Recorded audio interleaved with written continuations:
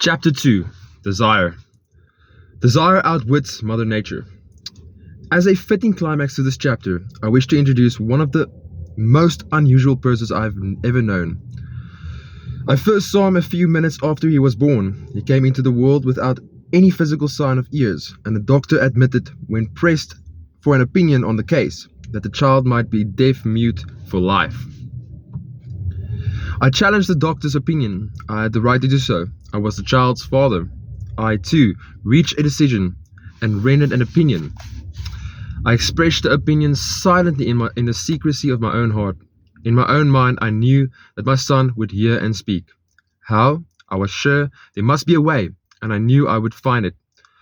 I thought of the words of the immortal Emerson. The whole course of things goes to teach us faith. We need only obey.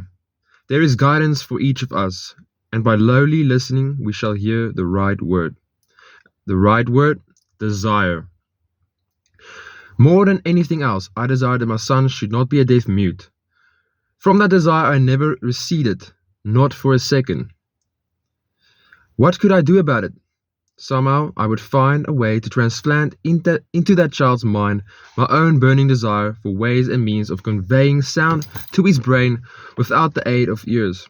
As soon as the child was old enough to cooperate, I would fill his mind so completely with a burning desire to hear that nature would by methods of her own translate it into physical reality.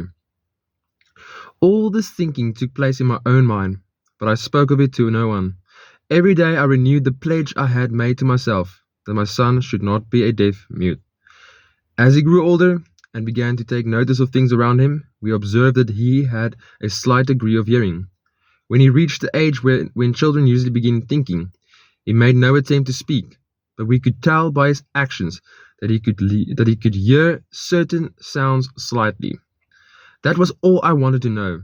I was convinced that if he could hear, even slightly, he might develop still greater hearing capacity. Then something happened, which gave me hope. It came from an entirely unexpected source.